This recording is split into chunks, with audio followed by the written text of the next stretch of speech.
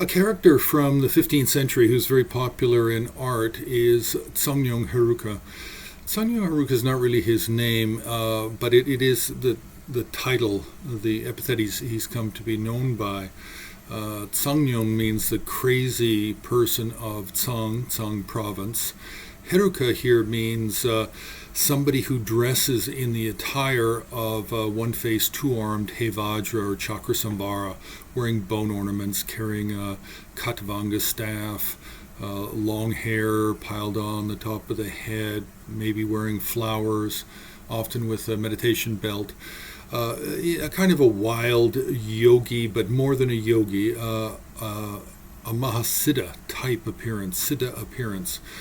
So Heruka appearance and siddha appearance is the same. Now, Tsang Nyon Heruka, he was born around 1452.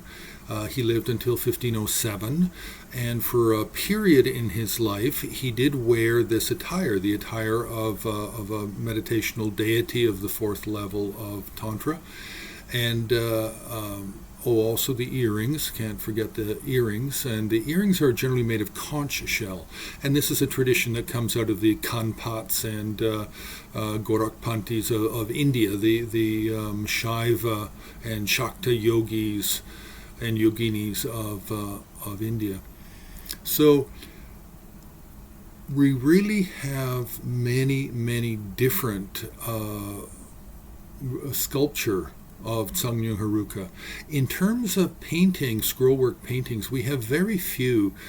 There might only be less than a handful.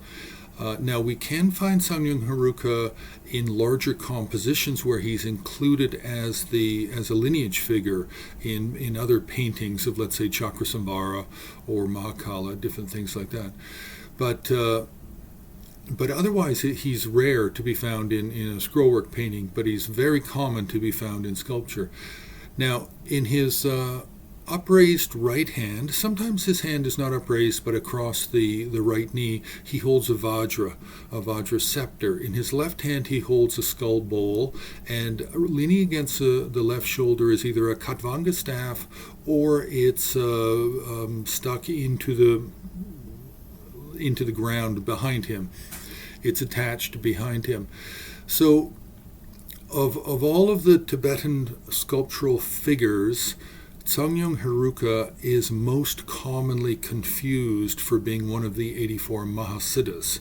So if you go back a few years, go back 4 or 5, 10 years in art books, art catalogs, then you will find sculpture of Tsang Nyon Heruka, but he'll be identified as some Indian mahasiddha.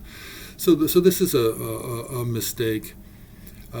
Now, we have no Indian mahasiddhas that actually hold a Vajra scepter as part of their iconography. So that's a key right away. So Tsang Nyon Heruka, it's not really understood why we have so much sculpture. It is possible that there is a guru yoga practice that was written for him by his students after his passing, and then this facilitated the creation of so many different sculptural forms to use as devotional objects. It is a little unusual. It's similar to Lowo Kenshin of the Ngor school. Both the Lowo Kenshin and Tsang Nyon Heruka are both from Tsang province. Both are Sakya or Ngorpa. Tsang Nyon Heruka was raised by two uncles who were both Sakya abbots. Tsang Nyon Heruka went to Sakya College at Gyan Monastery before he developed an interest in the special teachings of Rechungpa called the Rechung Nyengyu, the inner teachings of the practices of Chakrasambhara.